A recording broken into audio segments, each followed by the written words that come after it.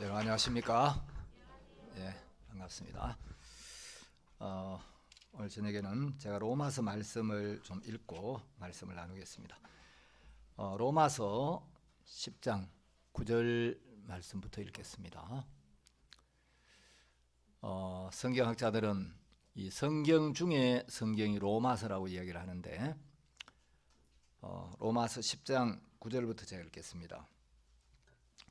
내가 만일 내 입으로 예수를 주로 시인하며 또 하나님께서 그를 죽은 자 가운데 살리신 것을 내 마음에 믿으면 구원을 얻으리니 사람이 마음으로 믿어 의에 이르고 입으로 시인하여 구원에 이르느니라.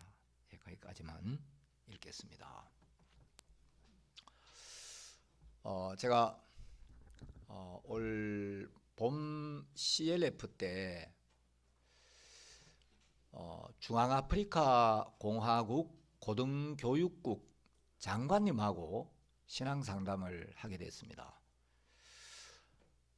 이제 그 선교사님이 이 장관님을 모시고 와서 목사님, 우리 중앙아프리카 고등교육국 장관님이 이렇게 오셨는데 목사님 좀 시간 되시면 상담을 좀 해주십시오. 그래서 이제 그러냐, 그래 한번 이제 만나보자. 그래 만났는데 이분이 딱 앉으니까 목사님, 저는 대학에서 이 학생들을 오래 가르쳤는데 전공이 화학입니다. 근데 저는 책을 참 많이 읽었습니다. 제가 성경도 많이 읽었습니다. 신앙생활한 지가 오래됐습니다. 그런데 이 대학 교수 출신의 현직 장관의 책을 많이 읽었다고 또 성경을 많이 읽었다 그러니까 참 교제가 쉽지 않겠다. 그래 앉아서 이제 이런저런 이야기를 하면서 제가 교회를 오래 다녔지만 늘 제 마음에 있는 이 죄가 해결이 되지 않아서 굉장히 갈등을 하다가 복음을 듣고 예수님이 십자가에 흘리신 그 피로 이미 우리의 죄를 영원히 씻어주신 이 복음을 쭉 전했어요. 이분이 이제 제가 구약에 나오는 그 속죄 제사, 저는 노트북을 가져가 가지고 PPT를 이제 딱 준비해서 성막에 이제 사진을 쭉쭉쭉 보여주면서 이 구약에 나오는 성막은 예수님의 모형과 그림자인데 이 구약시대 속죄 제사로는 우리 죄가 근본적으로 영원히 완벽하게 씻어질 수가 없기 때문에 예수님이 이 땅에 오셔야 했다. 그래서 예수님이 우리의 모든 죄를 담당하시고 십자가에 못 박혀서 우리를 위하여 우리가 받아야 될 벌을 대신 받으시고 우리의 모든 죄를 십자가에서 끝을 내셨다. 복음을 전했는데 이분이 너무 기뻐하시고 복음을 받아들이시는 거예요. 근데 이분이 구원을 딱 받으시고 목사님, 제가 목사님의 학생이 되겠습니다. 성경을 어떻게 하면 이렇게 깨달을 수가 있습니까? 이 성경은 뭐 연구하고 노력해서 깨달을 수 있는 게 아니고 성령의 인도를 받는 하나님의 종들을 통해서 배워야 된다고. 목사님, 저한테 성경을 가르쳐주는 교수님이 되어주시면 안 되겠습니까? 제가 마다하겠습니까? 기꺼이 수락하겠습니까? 어렵지 않다고.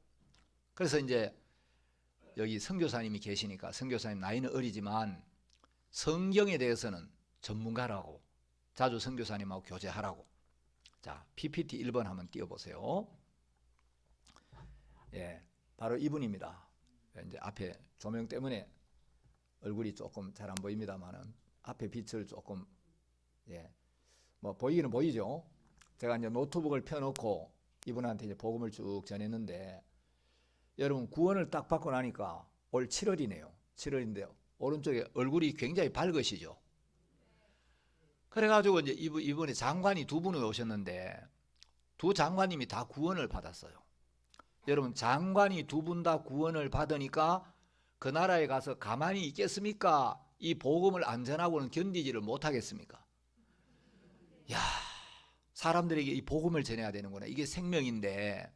그래가지고 이 장관님들이 들어가가지고 대통령한테, 대통령 각하, 우리가 한국에 가서 이런 말씀을 듣고 세상에 이런 복음을 우리가 깨닫고 왔습니다. 내 마음에 있는 모든 죄를 씻고 이제 내가 언제 죽어도 하늘나라 갈 수 있는 믿음을 얻었는데, 장관님, 그 한국에 박옥수 목사님을 한번, 대통령 각하 박옥수 목사님이 이제 이런 말씀을 전하는데 그분을 한번 초청하십시오. 그런데 대통령이 초청을 하면 목사님이 가시겠어요, 안 가시겠어요? 가셔야 되는데 박 목사님 스케줄이 너무 바쁜 거예요. 뭐 장관, 총장, 대통령 막 스케줄이 꽉 잡혀가지고 웬만하면 가시려고 그랬는데 원래는 내가 도저히 시간이 안 되겠다, 다음에 한번 간다고. 그래서 목사님이 한 번은 내가 아무것도 아닌 사람인데 구원을 받고 복음을 위해 사는 동안 세상에 대통령이 오라 그러는데도 내가 바빠서 못 간다고 하는 이런 사람이 됐다. 내가 이런 복을 누려도 되는지 모르겠다고 목사님 너무너무 행복해 하시는 거예요. 여러분, 이제 얼마 전에 코로나가 이제 온 지구촌을 이렇게 휩쓸면서 많은 사람이 죽기도 하고, 저도 인도에 가가지고 이제 올 봄에 인도에 갔다가, 인도에 갔을 때 델리에 날씨가 얼마나 더운지, 인도가 원래 더운데 이번에 제가 갔을 때 130년 만에 처음 오는 더위래요. 근데 에어컨도 작동이 안 되고, 근데 저는 또 감사한 게 이 추위는 잘 못 견디는데 더위는 잘 견뎌요. 만큼 더워도 뭐 땀도 잘 안 나고. 그래가지고 이제 복음을 전했는데, 인도에 가니까 시차도 있고 한국에 좀 사역자들이 오면 첫날은 약간 좀 쉬게도 해주고, 좀 시차 적응을 하도록 해줬는데 얼마나 부려먹으려고 스케줄을 타이트하게 해놨는지 하루에 말씀을 7번 전하도록 해놨어요. 그래가지고 뭐 아침에 일어나서부터 새벽부터 해가지고 아침 먹고 조금 이제 커피 한잔하고 좀 쉴 시간인데, 그때는 또 어떤 선교사가, 목사님, 저 개인적으로 좀 교제 좀 하고 싶습니다. 밥 먹고 잠깐 쉬어야 되는데. 그래가지고 막 하루 종일 교제를 하니까 몸이 좀 지치더라고요. 그래가지고 인도에서 귀한 선물을 하나 주는데, 코로나라는 귀한 선물을 줘가지고, 인도발 코로나가 얼마나 독한지 막 땀띠처럼 막 뭐가 번지고 이래가지고 한국에 와서 이제 한 달을 좀 고생을 했는데, 여러분, 우리가 좀 고생을 하고 해도 우리가 복음을 전해서 사람들이 구원을 받고 예수님을 만나고 영원한 천국에 가서 영원히 우리와 한 가족이 돼서 그 나라에 사는 이런 복을 받을 걸 생각하면, 뭐 복음 전하다가 코로나 좀 걸리면 어떻고, 복음 전하다가 죽으면 어때요? 천국 가는데. 너무너무 감사하죠. 저는 이제 전혀 신앙이 없는 가정에서 태어나가지고 고등학교 때부터 교회를 다녔는데, 이 하나님이 살아 계시기는 계시는 것 같은데 이 세상이 어떻게 생겨났을까? 사람은 어떻게 존재하게 되었을까? 그래서 이제 우주와 만물의 기원을 생각해보고, 또 인생을 이렇게 자꾸 생각하다 보면 신이 있기는 있는 것 같아요. 있기는 있는 것 같은데, 또 신이 있다면, 그리고 이 성경이 진리라면 죄를 가지고는 하늘나라 못 가는데, 마음에 있는 죄를 씻어야 되는데, 회개도 해보고 기도도 해보고 자백도 해보고, 죄를 지었지만 또 착한 일을 하면 죄가 좀 없어지려나 착하게 살려고도 애를 써보고, 근데 마음에 있는 죄가 없어지지를 않는 거예요. 이제 한 10년 정도 신앙을 하니까 신앙이 굉장히 형식적이 되고 신앙이 지치더라고요. 내가 이러다가 어느 날 부지불식간에 죽음이라는 불청객이 내 인생 속에 불쑥 끼어들면, 내가 예수님을 만날 준비가 안 된 상태에서, 내가 거듭나지 못한 상태에서, 내가 구원의 약속을 받지 못한 상태에 죽으면 영원한 지옥인데 이걸 해결을 해야 되는데 어떡하나 하다가 85년도 이제 8월 1일 저희들 교회 여름 수양에 참석해서 복음을 듣고 구원을 받았습니다.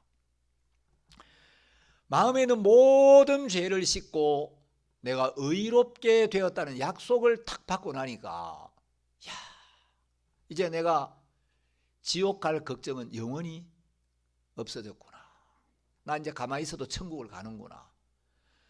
내가 정말 살아계신 하나님을 만났다. 그리고 사람들을 보니까 이 복음을 모르는 사람이 너무 많고 아직도 죄에 매여 있는 사람들을 보니까 너무 안타깝고 그래서 복음을 전하고 복음을 전하다 보니까 세상에 저 같은 사람이 복음을 전해도 구원을 받고 목사들도 구원받고 교단의 총회장 막 비숍도 구원을 받고 이제 장관도 구원을 받고 너무너무 감사한 거예요. 여러분 이제 코로나가 걸리면 코로나에 감염된 사람과 감염되지 않은 사람 한 곳에 둡니까? 반드시 격리를 시킵니까? 격리를 시키죠. 여러분 집에서 더러운 옷하고 깨끗한 옷하고 같은 통에 담아 둡니까? 반드시 구분을 시킵니까? 구분을 시키죠.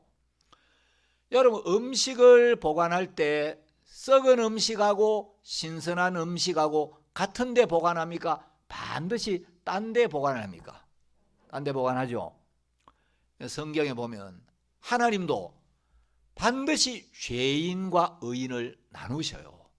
하늘나라에 죄인과 의인이 같이 들어갈 수가 없어요. 죄인은 영원한 지옥 불에 들어가고 마음에 있는 죄를 씻고 죄 사함을 받아서 의롭게 된 사람만 영생을 얻어 천국에 들어간다고 성경은 돼 있어요. 제가 이제 오늘 우리가 어떻게 하면 마음에 있는 모든 죄가 눈처럼 희게 영원히 씻어지고 하나님 앞에 내가 의롭게 되어서 영원한 생명을 얻고 하나님의 백성이 되고 천국의 시민권을 얻고 이제 하늘나라에 갈 수가 있게 되는가, 이 복음을 전하려고 합니다. 자, 이제 오늘 제가 로마서 10장을 읽었는데 여러분 성경은 죄 때문에 사망이 왔다고 이야기를 하고 있어요. 로마서 5장 12절에 보면 이러므로 한 사람으로 말미암아 죄가 세상에 들어오고 죄로 말미암아 사망이 왔나니. 자, 죄로 말미암아 사망이 왔다 하고 성경은 이야기를 하고 있기 때문에 죄가 있는 곳에는 항상 사망이 따라다녀요. 그리고 로마서 6장 23절에는 죄의 삭은 사망이요 하고 기록이 되어 있습니다. 이 죄의 대가가 죽음이라는 거죠. 자, PPT 한번 띄워주세요. 여러분 이제 성경에서 이 죄 사함을 받으려면 죄가 뭔지를 먼저 정확하게 알아야 됩니다. 자, 성경에서 말하는 죄라는 건 뭐냐? 여러분 죄를 영어로는 sin이라고 하죠. 예. 이제 왜 죄를 영어로 sin이라고 하냐? 옛날에 아주 고대에는 이제 활을 쏠 때 관역 옆에 한 사람이 깃발을 들고 있어요. 활을 쏘는 사람이 활을 딱 겨냥해 가지고 이제 관역을 향하여 탁 쏘는데 그 화살이 관역에서 빗나가면 그때 관역 옆에 깃발을 들고 있던 사람이 그 깃발을 번쩍 들어 올려요. 거기에 신하는 글자가 적혀 있어요. 그래서 이제 성경이 말하는 근본 죄라는 것은 뭐 거짓말하고 도둑질하고 미워하고 바람피우고 이런 것도 죄지만 하나님이 보시는 근본 죄라는 건 뭐냐? 관역에서 벗어났다. 다시 말하면 하나님의 말씀에서 마음이 빗나갔다. 하나님 말씀에서 떠났다. 하나님이 인생을 창조한 목적에서 벗어났다. 그걸 죄라고 합니다. 여러분 오늘날 사람들은 하나님의 말씀에서 마음이 떠난 걸 죄라고 여기지 않고 뭐 살인을 했다든지 간음을 했다든지 도둑질했다든지 이런 걸 죄로 여겨요. 근데 하나님이 보시는 죄는 우리 마음이 말씀을 떠난 걸 죄라고 이야기를 합니다. 자, 성경에 보면 여러분 성경은 이제 근본 죄가 뭐냐? 자, 뱀이 자꾸 나와가지고 여러분 좀 너무 징그럽죠? 네, 뱀 너무 오래 보면 또 여러분이 아이고 그 교회 갔더니 강사 목사님이 뭐 뱀 그림을 보여주는데 막 소름 끼치더라 그러면 안 돼요. 저는 제일 싫어하는 게 뱀이에요. 제가 입은 좀 짧은 편인데 이 못 먹는 게 없어요. 음식을 가리는 건 없어요. 뭐 어떤 사람들은 중국에 갔더니 막 향차이라는 걸 주는데 이야 그 막 빈대 냄새가 나가지고 막 향차이 먹는데 막 너무 힘들었다 그러는데 아이고 저는 뭐 처음 먹어보니까 향차이가 어때서 저는 이제 고향이 경상도예요. 태어나서 처음으로 홍어라는 걸 누가 주더라고요. 제가 안산에 있을 때 우리 교회 자매님이 집이 흑산도예요. 근데 그 친정 부모님이 홍어를 보냈다고 목사님 혹시 홍어 잡사 보셨습니까? 아니요. 난 홍어라는 거 뭐 말은 들었는데 먹어본 적은 한 번도 없다고. 이거 정말 오리지널 흑산도 홍어인데 이거는 거름더미 같은 데서 푹 삭혀가지고 냄새가 굉장히 푹 쏘고 독하거든요. 이거 처음에 어떤 사람 잘 못 먹는데 혹시 한번 드셔보시겠습니까? 여러분 공짜는 양잿물도 마시는데 예? 뭐 톡 쏘도 홍어인데 저는 또 별난 걸 잘 먹어요. 뭐 사람들이 못 먹는다 이상을 이제 잘 먹는데 아니 뭐 한번 가져와 보라고.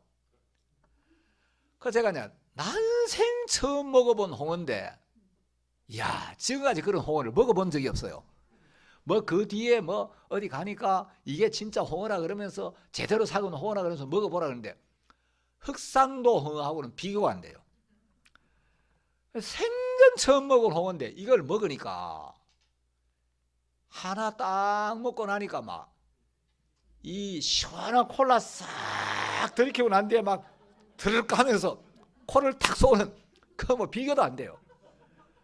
세상에 뭐가 이렇게 탁 쏘는 게 있는지. 이야 근데 생전 처음 먹는데 너무 맛있는 거예요. 팍 쏘는데 그 팍 쏘는 맛이 너무 좋아요. 근데 이제 뭐 웬만하면 그냥 홍어 이제 좀 사긴 게 먹잖아요 여러 점.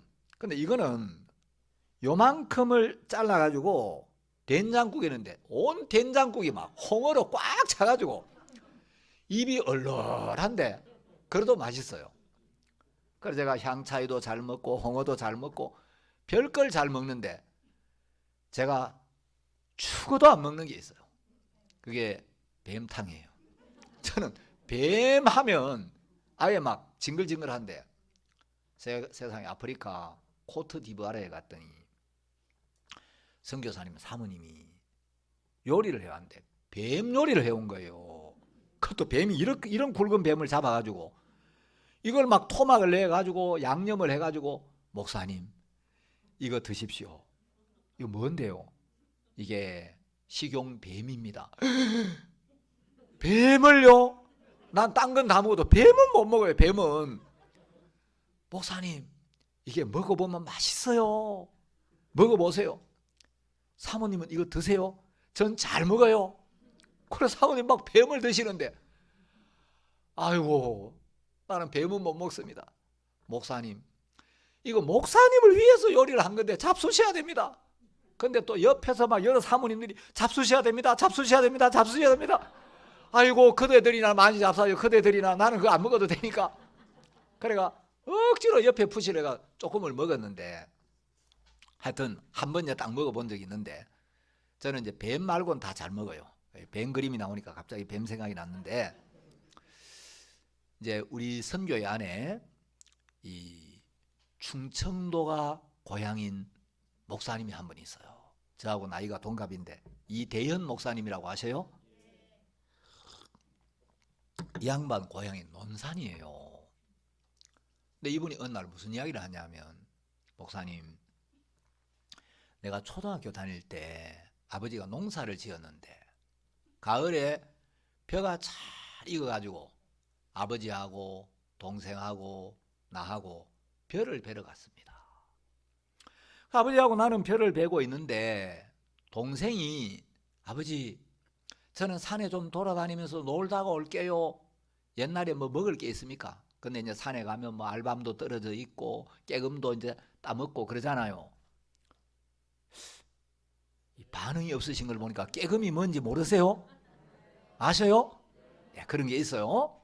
딱 깨물어 먹으면 고소한 그 이제 깨금이 있는데, 그 이제 이 목사님 동생이 산에 막 한참 돌아다니다가 갑자기 벼를 베고 있는 아버지를 향해서 아버지 아버지 저 뱀에게 물렸어요 그러는 거예요.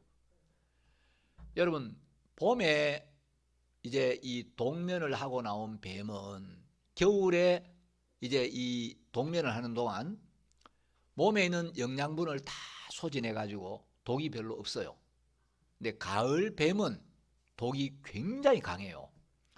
이제 봄부터 막 가을까지 월동 준비를 하느라고 뭐 뱀도 깨구리도 잡아먹고 두더지도 잡아먹고 이러니까 가을 뱀은 막 살이 통통하게 쪄가지고 뱀을 딱 잡으면 봄에 나온 뱀은 흐느적해요. 이놈이 이제 겨울에 영양분을 다 소비해가지고 나와도 이제 힘이 별로 없는데 가을 뱀은 굉장히 빠르고 딱 잡으면 이놈이 막 꿈틀꿈틀하면서 힘이 막 세거든요. 그런데 이제 이 뱀 중에도 여러분 살모사라고 들어봤죠?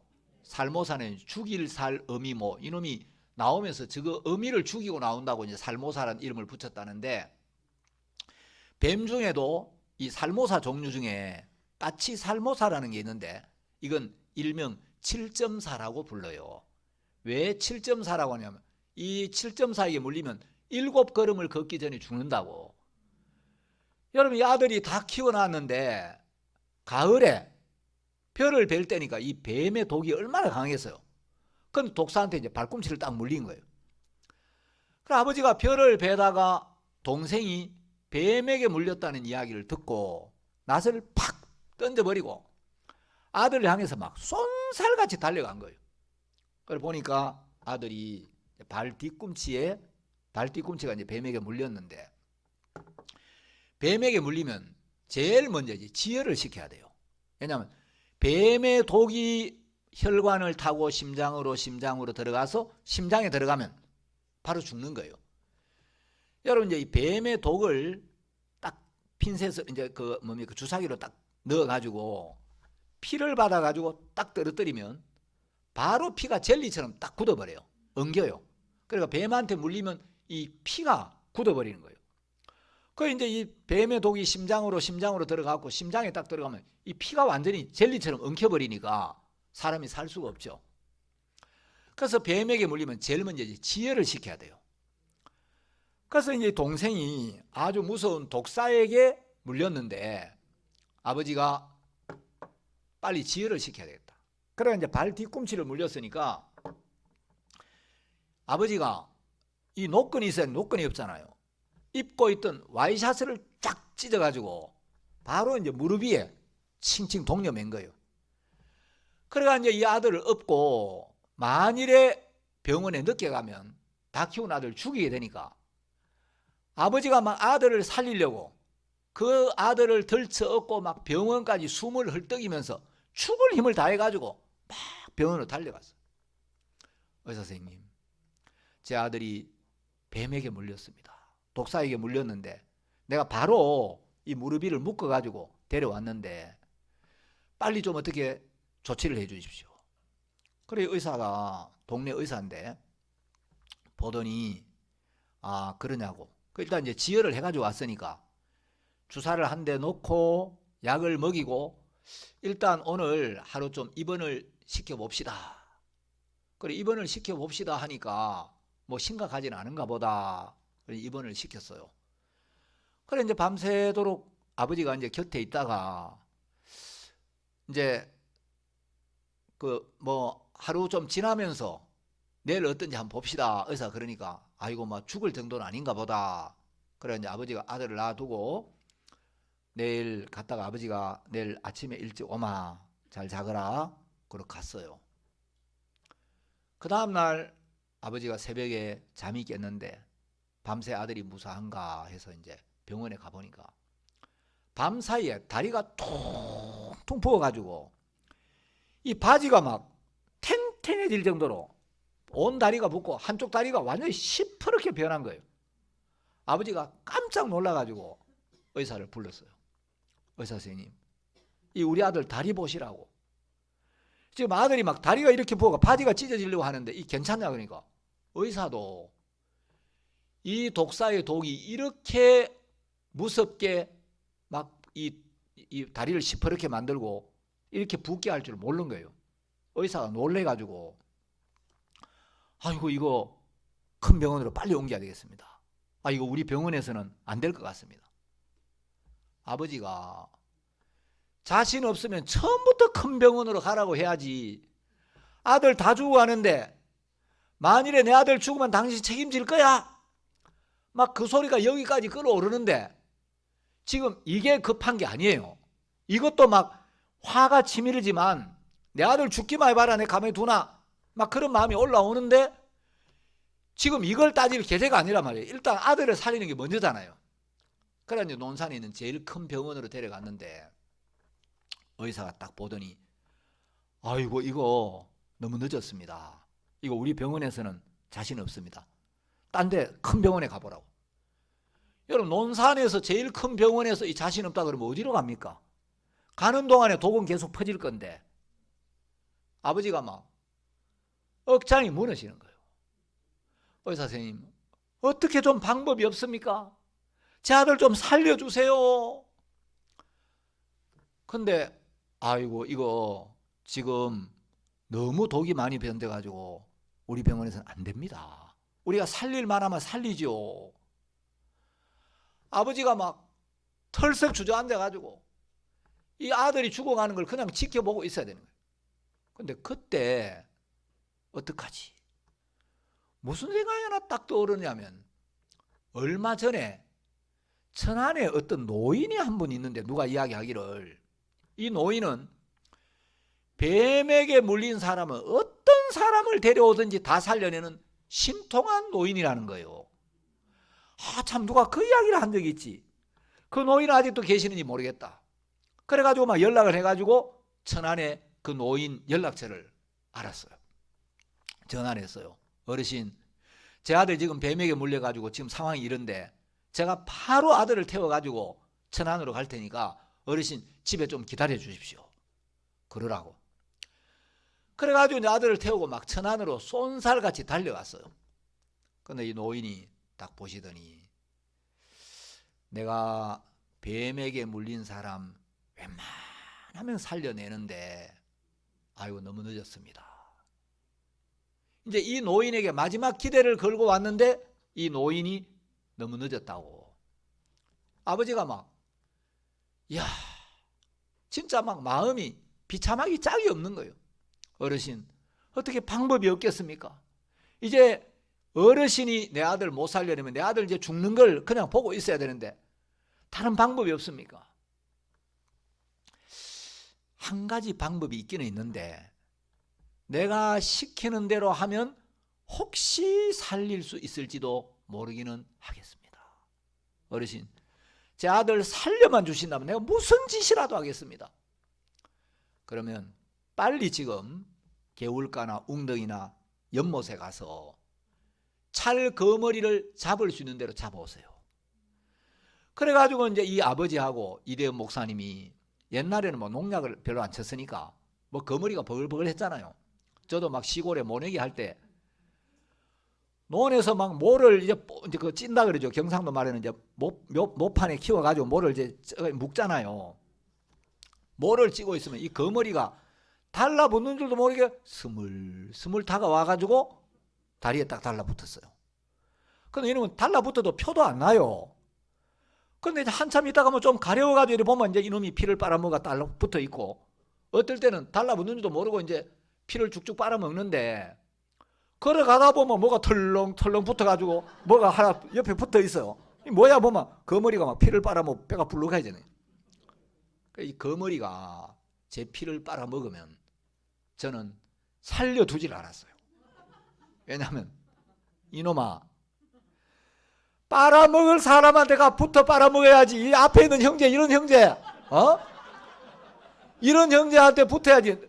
나 그 빨아먹을 게 뭐가 있다고 이놈아 나한테 붙어가. 니도 일말의 양심이 있어야지. 어디다 빨아먹으려고 이놈이. 그래가지고 막 돌로 갖다 콩콩 빻아가지고 죽이거나, 아니면 거머리를 죽이는 제일 좋은 방법은 이제 그 풀 줄기 같은 거 하나 뽑아가지고 요놈을 홀라당 뒤집어, 신발 거꾸로 싹 뒤집듯이 거꾸로 홀라당 뒤집어가지고 요 이제 풀 그 줄기에 끼어가 식던 이러면 햇빛이 말라 죽어요. 근데 이러면 돌로 막 찧어도 잘 안 죽어 이게.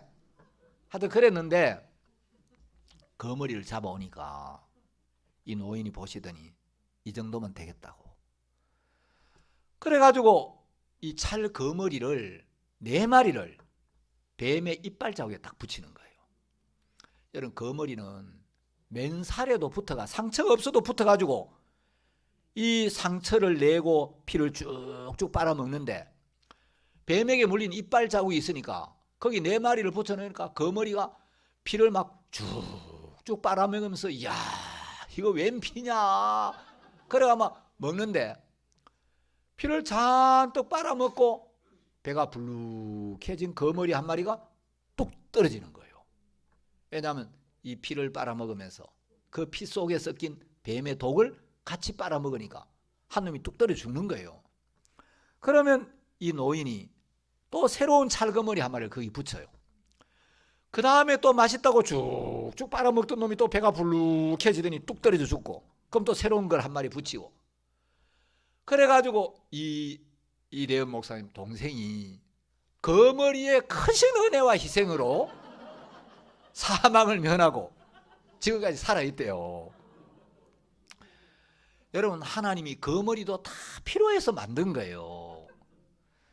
자, 여러분, 성경은 로마서 5장 12절에서 이러므로 한 사람으로 말미암아 죄가 세상에 들어오고, 자, 죄가 들어왔다고 이야기를 했어요. 죄가 들어왔다는 것, 여러분, 자, 지금 이제 건물 밖에 있다 건물 안으로 들어오셨죠? 들어왔다는 것은 죄가 세상에 들어왔다는 건 원래 세상 안에는 죄가 없었는데 세상 밖에 있는 어떤 존재로부터 죄가 세상 안으로 들어왔다는 거죠. 자, 근데 여러분, 뱀에게 물리면 이 뱀의 독이 우리 몸에 들어오는 거예요. 들어와서는 안 될 것이 들어오는 거예요. 자, 뱀의 독이 들어오면 이 독은 가만히 있지를 않고 이 뱀의 독이 우리 몸에 들어와서 몸을 파괴시키고 몸에 고통을 주고, 이 독을 제거하지 않으면 결국 몸이 죽음에 이르게 됩니다. 뱀의 독을 뽑아내지 않으면 결국 죽게 되죠. 자, 여러분, 뱀의 독은 우리의 육체를 죽음에 이르게 하는데 죄는 우리 마음에 들어와서 우리의 영혼을 파괴시키고, 죄는 우리의 영혼을 영원한 멸망에 이르게 하는 거예요. 자, 그러면 이 아들을 살리려면 뱀의 독을 하나도 남김없이 다 뽑아내야 되는 거예요. 그래서 이제 거머리가 피를 쭉쭉 빨아먹으면서 그 독을 다 뽑아낸 거죠. 그래가지고 이제 이 동생이, 이제 이 형님이 막 우물에 가가지고 거머리를 잡아와가지고 하여튼 거머리가 피를 다 뽑아간 지금까지 살았어요. 여러분, 이제 죄가 세상에 들어왔고 그 죄로 말미암아 인생에게 고통이 오고 수고가 오고 슬픔이 오고 죽음이 오고 영원한 멸망이 오게 되었기 때문에 우리가 구원을 받고 하늘나라에 가려면 마음에 있는 모든 죄를 깨끗하게 씻어야 되는 거예요. 여러분, 뱀의 독이 들어왔는데 그 독을 제거하지 않고 살 수가 없어요. 그런데 뱀의 독만 다 뽑아내면 건강하게 살 수가 있는 거죠. 근데 사람들은 뱀에게 물렸다, 암에 걸렸다, 그러면 아이고 내가 어떡할꼬, 이제 내가 죽겠구나. 여러분, 사람들이 정말 천하보다 귀한 영혼에 관심이 없고 육체 중심으로 살기 때문에 육체가 뱀에게 물렸다든지 육체가 암에 걸렸다 그러면 그거는 막 절망을 하고 어떻게 해야 암을 고치지, 어떻게 해야 뱀의 독을 뽑아내지.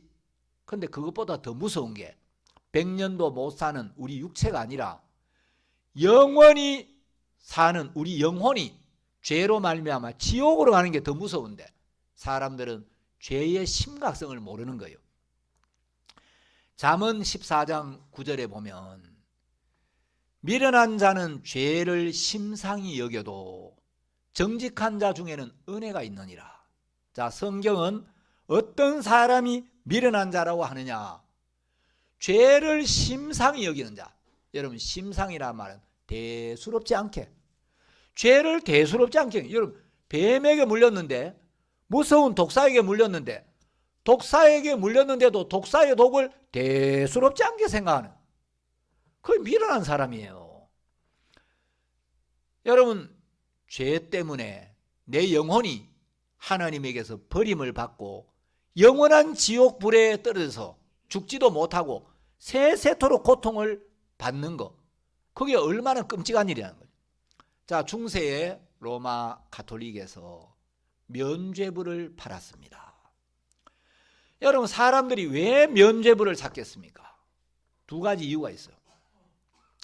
자, 사람들이 면죄부를 샀던 이유는 죄가 있으면 반드시 심판을 받는다. 죄를 가지고는 절대 하늘나라 갈 수 없다. 죄에는 형벌이 따라온다는 걸 의식했기 때문에 면죄부를 샀겠죠.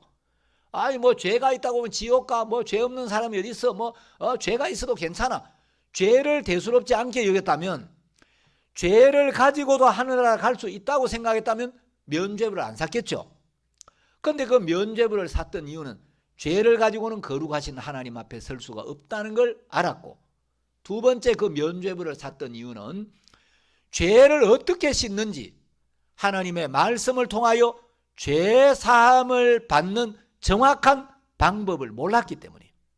자, 오늘 저는 우리가 어떻게 마음에 있는 모든 죄를 깨끗하게 씻고 하나님 앞에 서기에 부족함이 없는 믿음을 가질 수 있나, 어떻게 우리 마음에 있는 모든 죄를 사함받고 하나님 앞에 내가 영원히 의롭게 될 수 있나, 이 부분을 성경을 통해서 말씀을 드리려고 합니다.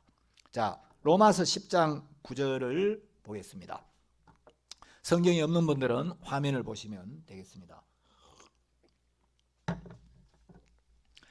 내가 만일 내 입으로 예수를 주로 시인하며 또 하나님께서 그를 죽은 자 가운데서 살리신 것을 네 마음에 믿으면 구원을 얻으리니. 자, 성경에 구원에 관한 약속이 굉장히 많이 나오는데 성경 전체에서 우리가 어떻게 구원을 받는지에 대하여 가장 정확한 말씀을 기록해 놓은 것이 이 로마서 10장 9절이에요. 자, 여러분, 로마서 10장 9절에 보면 우리가 구원받는 조건이 두 가지입니다. 첫 번째, 1번, 2번, 3번 번호가 매겨져 있죠. 자, 1번, 요 1번과 2번, 요것이 우리가 구원받는 두 가지 조건이에요. 그래서 1번과 2번이 여러분 마음에 통과되면 저절로 3번의 위치에 마음이 이르게 돼 있어요. 자, 그럼 우리가 구원받는 첫 번째 조건, 네가 만일 네 입으로 예수를 주로 시인하며, 자, 구원을 받기 위한 첫 번째 조건은 예수를 주로 시인해야 한다. 예수님을 주라고 인정해야 된다. 그러면 여러분, 교회를 다니고 예수님을 믿는다는 사람들 치고 예수님을 주로 고백하지 않고 예수님을 향해 주여, 주님 이렇게 말하지 않는 사람 있습니까, 없습니까? 교회 다니고 예수님을 믿는 사람은 전부 다 기도할 때마다 주여, 주님 이렇게 기도하지요. 자, 그런데 여러분, 성경은 한쪽만 보면 안 돼요. 마태복음 7장 21절에 보면 나더러 주여 주여 하는 자마다 천국에 다 들어갈 것이 아니요, 또 이런 말씀이 있죠. 자, 여기는 예수를 주로 시인하는 게 구원의 첫 번째 조건이다 하고 되어 있는데 마태복음 7장 21절에 보면 나더러 주여 주여 하는 자마다 천국에 다 들어갈 것이 아니요, 22절에 보면 심지어 주의 이름으로 선지자 노릇하고 주의 이름으로 귀신을 쫓아내고 주의 이름으로 많은 권능을 행했다 할지라도 구원을 받지 못하고 버림을 당하는 사람들이 있어요. 자, 그러면 이제 예수를 주로 시인한다. 그건 입으로만 주여 주여 그렇게 하는 걸 말하는 게 아니에요. 어떤 사람이 하늘나라에 갔어요. 예수님을 만났어요. 아이고 예수님 안녕하십니까? 너무 뵙고 싶었는데 아이고 여기서 뵙네요. 예수님 반갑습니다. 예수님 저 하늘나라 구경 좀 하면 안 될까요? 구경 좀 해라. 내가 구경 좀 시켜주마. 그래서 이 사람이 예수님의 손을 잡고 이제 한참 가는데 하늘나라 가니까 예수님이 성도들을 위하여 지어놓은 멋진 집들이 많이 있는 거예요.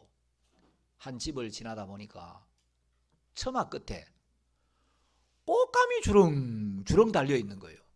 예수님 저 꽃감 너무 좋아하는데 하늘나라에도 꽃감이 있네요. 아이고 이 집 처마 밑에는 꽃감이 달려 있네요. 그 네가 볼 때 꽃감처럼 보이냐? 꽃감이 아니고 자세히 들어보면 사람들의 입이니라. 예? 사람들의 입을 잘라다가 여기다가 이렇게 매달아 놨습니까? 그 사람들 입을 잘라다가 주렁주렁 매달아 놨는데 그 사람들은 세상에 있을 때 입으로는 예수를 너무 잘 믿었어. 입으로는 잘 믿는데 마음으로는 하나도 안 믿고 삶은 개판이었어. 그 잘 믿은 입을 지옥 보낼 수가 있냐? 그래서 잘 믿은 입은 잘라다가 전부 천국 보내고 잘 안 믿은 나머지 몸뚱이 다 잘라가 지옥 보냈지. 누가 그런 재밌는 이야기를 했다는데, 여러분 우리가 예수를 주로 시인한다는 건 왜 주로 시인하냐? 입으로만 주여 주여 그게 예수를 주로 시인하는 게 아니고, 예수를 주로 시인하는 첫 번째 이유는 예수님은 우리를 지으신 본래 우리의 주인이고 우리의 창조주이기 때문에. 여러분 제가 이 볼펜을 만들었어요. 그 볼펜 주인이 누구예요? 이걸 제가 만들었으면 이 볼펜은 제 거죠. 이 볼펜 주인은 저가 되는 거죠. 예수님이 우리를 지으셨기 때문에 예수님 그분은 우리를 지으신 본래 우리의 주인인 거예요. 자, 두 번째 예수님을 주로 고백하는 이유는, 죄는 우리가 지었는데 그 죄 때문에 인생의 모든 불행과 고통이 오게 됐는데, 우리가 지은 모든 죄의 문제를 예수님이 이 땅에 오셔서 친히 담당하시고 그걸 완벽하게 해결해 주심으로써 그분은 우리를 지으신 본래 우리의 주인이실 뿐만 아니라 우리 인생의 모든 문제를 친히 해결해 주시는, 지금도 참된 우리의 주인이심을 우리에게 밝히 드러내신 거예요. 그래서 우리는 예수님 당신은 참 나의 주인이십니다. 나를 지으시기도 했고 내 모든 죄의 문제를 당신이 담당하시고 당신이 맡아서 해결해 주시는 참된 나의 주인입니다. 그래서 예수님을 주로 고백하는 거예요. 자, 여러분 제가 이제 현대에서 나온 자동차를 한 대 샀습니다. 근데 새 차를 샀는데 차를 타고 다닌 지가 얼마 안 됐는데 어느 날 시동이 안 걸려요. 기름이 없는 것도 아니고 제가 사고를 낸 것도 아니고 왜 시동이 안 걸리지? 막 키를 꽂아보고 클러치를 밟고 악셀레터를 밟아도 시동이 안 걸려요. 그럼 어떻게 해야 됩니까? 새 차인데 시동이 안 걸리면 어떻게 해야 돼요? 제가 알고 있는 모든 지혜와 방법을 동원해도 시동이 안 걸리면 이 차를 만든 회사에다 연락을 해야 돼요. 내 차의 모든 문제를 알고 내 차의 모든 문제를 가장 완벽하게 해결해 줄 수 있는 지혜와 능력은 이 차를 만든 현대자동차에게 있는 거예요. 저는 지혜가 없지만 현대에다 연락을 해요. 그 현대자동차죠? 예, 그렇습니다. 내가 이 차를 산 지 한 달밖에 안 됐는데 새 차인데 시동이 안 걸립니다. 빨리 와서 이거 좀 수리 좀 해주세요. 그러면 현대 측에서는 내 차의 모든 문제를 완벽하게 해결할 수 있는 지혜와 능력을 가진 AS 기사를 우리 집에 보내요. 그러면 AS 기사가 우리 집에 오기 전까지 제가 이거 왜 이리 안 걸리지? 어떻게 해야 되지? 막 방법을 쓰고 또 이리저리 해보지만 AS 기사가 우리 집에 딱 도착하면 이제 저는 손을 떼는 거예요. 그래서 기사가 차를 테스트를 해보고 기사가 문제점을 찾아서 그 기사가 가지고 있는 지혜와 능력으로 차의 모든 문제를 싹 수리를 합니다. 자, 그러면 여러분, AS 기사는 내 차의 모든 문제를 완벽하게 해결하기 전까지는 우리 집을 떠날 수 있어요, 없어요? 없어요. 내 차의 모든 문제를 완벽하게 해결해 놓고 가야 돼요. 그 기사가 차를 점검을 해보고 여기저기 체크를 해가지고, 아, 선생님, 우리가 새 차를 출고할 때 보통 10,000대에 한 5대 꼴로 가끔 이런 문제가 생긴데, 요거 전선의 이음새 부분에 연결이 조금 안 좋아서 그런데 다른 문제는 없습니다. 제가 딴 부분도 다 점검을 해봤는데 엔진도 좋고 다른 것까지 제가 싹 다 점검을 했습니다. 자, 수리가 다 됐습니다. 타보시죠. 그 시동을 걸어보니까 시동이 부릉 하고 걸리는 거예요. 자, 여러분, 인생들이 사탄의 음성을 듣고 사탄에게 속아서 선악과를 따먹고 죄를 범하게 됐어요. 그 죄 때문에 저주가 오고 사망이 오게 됐는데, 우리는 이 죄의 문제를 해결할 수가 없어요. 여러분, 기도하는 건 좋지만 기도가 죄를 씻는 건 아니에요. 고백하는 거 좋지만 고백이 죄를 씻는 거 아니에요. 만일에 우리가 죄를 고백해가지고 죄가 씻어질 수 있다면 우리가 고백하면 되지. 뭐 때문에 예수님이 이 땅에까지 오셔가지고 그 인간들에게 멸시를 받고 희롱을 당하고 채찍에 맞고 십자가에 못 박히고 피를 흘리고 죽어야 할 필요가 있겠습니까? 우리가 고백해서 죄가 씻어진다면 고백하면 되는데 예수님이 굳이 십자가에 못 박힐 이유가 없잖아요. 여러분, 죄는 기도한다고, 회개한다고, 빈다고, 고백한다고, 괴로워한다고, 가책을 많이 받는다고, 착한 일 많이 한다고 없어지는 게 절대 아닙니다. 죄는 인간의 어떤 지혜와 어떤 방법으로도 해결할 수가 없어요. 자, 이 죄는 하나님이 씻어주셔야 없어지는 거예요. 그래서 이제 우리가 도저히 우리 죄를 씻을 수가 없으니까 하늘나라에다가 연락을 하는 거예요. 하나님 나를 지었잖아요. 근데 저 마음에 죄가 있어요. 이 죄가 없어지지를 않아요. 이 죄를 해결할 수 있는 AS 기사를 좀 보내주세요. 그래서 하나님이 우리 인생들을 사랑하셔서 인생들을 구원하시려고 하늘나라에서 우리의 모든 죄를 완벽하게 해결할 수 있는 최고의 AS 기사, 예수 그리스도라는 기사를 2000년 전에 이 땅에 보내신 거예요. 그럼 예수님이 오셔가지고 무슨 일을 하셔야 되느냐? 우리의 모든 죄를 하나도 남김없이 깨끗하게 씻어놓고 가셔야 되는 거예요. AS 기사가, 선생님, 차 수리가 끝났습니다. 다 고쳤습니다. 타보시죠. 하듯이 예수님이 2000년 전 이 땅에 오셔서 우리의 모든 죄를 담당하시고 전 인류의 모든 죄를 한 몸에 짊어지고 그 죄의 심판을 대신 받기 위하여 십자가에 못 박히고 십자가 위에 흘리신 그 피로 우리의 모든 죄를 영원토록 완벽하게 씻어버린 거예요. 그래서 AS 기사가 수리 끝났습니다 하듯이 예수님 돌아가시기 전에 마지막으로 하신 말씀이 다 이루었다. 자, 다 이루었다는 말이 영어로는 It is finished. finished는 끝났다 이 말이에요. 수리가 끝났습니다. 모든 죄를 다 씻었습니다. 죄의 문제가 해결이 됐습니다. 자, 그리고 여러분, AS 기사가 차 다 고쳤으면 우리 집에 계속 있을 필요가 있어요, 없어요? 자, 차를 다 고치기 전에는 절대 우리 집을 떠날 수 없죠. 차를 다 고쳤으면 계속 우리 집에 있으면 돼요, 안 돼요? 예수님이 It is finished.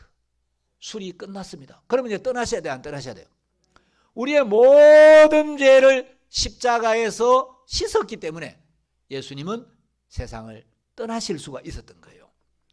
자, 그래서 예수님을 주로 고백하는 것은 입으로만 주여, 습관적으로 주님, 이게 아니에요. 예수님은 나를 지으신 나의 본래의 주인이시며 내가 죄에 빠져서 죄 때문에 인생의 모든 고통과 저주와 슬픔이 오게 되었는데 예수님이 오셔서 나의 모든 죄를 완벽하게 씻어주시고 내 영혼을 깨끗게 하시고 나를 의롭게 해놓고 떠나신 거예요. 나의 문제를 그분의 문제로 받아서 완벽하게 해결해 주셨기 때문에 우리는 예수님, 당신은 지금도 나의 참 주인이십니다. 나의 문제를 당신이 해결해 주시는 나의 참 주인이십니다. 그래서 예수를 주로 시인하는 겁니다. 자, 그래서 이제 구원의 첫 번째 조건 1번, 네 입으로 예수를 주로 시인하며. 자, 구원을 받으려면 예수님이 마음에서 주로 인정이 돼야 된다는 거죠. 자, 두 번째 2번을 보시면 또 하나님께서 그를 죽은 자 가운데서 살리신 것을 네 마음에 믿으면 구원을 얻으리니. 구원의 두 번째 조건은 하나님께서 예수 그리스도를 죽은 자 가운데서 살리신 것, 예수님의 죽음과 부활을 마음에 믿으면 구원을 받는다. 그럼 여러분, 교회 다니는 사람들 치고 예수님의 죽음과 부활을 안 믿는다는 사람들 있어요? 거의 없어요? 뭐 교회 나간 지 며칠 안 되는 사람 몰라도 여러분 뭐 천주교를 다니든 장로교를 다니든 감리교를 다니든 침례교를 다니든 성결교를 다니든 순복음을 다니든 뭐 내비게이터 CCC 뭐 UBF 어디든지 예수를 믿는다는 사람들은 전부 예수님의 죽음과 부활 다 믿어요, 안 믿어요? 믿죠? 자, 그럼 여러분 이 말씀대로라면 교회 다니는 사람 대부분 예수님을 주로 시인하고 예수님의 죽음과 부활을 다 믿죠? 그럼 다 구원 받은 거네. 왜냐하면 예수를 주로 시인하고 예수님의 죽음과 부활을 마음으로 믿으면 구원을 받는다고 했으니까 그럼 뭐 다 구원 받은 거네? 그렇지 않습니다. 자, 아까 나더러 주여 주여 하는 자마다 천국에 다 들어가는 건 아니라 그랬죠. 마태복음 28장에 보면 예수님의 죽음과 부활을 현장에서 직접 목격하고 확실하게 믿었는데 구원을 못 받는 사람들이 있어요. 그 누구냐? 예수님의 무덤을 지키던 군병들이에요. 자, 예수님이 십자가에 못 박혀 죽으시고 이제 예수님의 시신을 아리마대 요셉의 무덤에다가 안치를 했어요.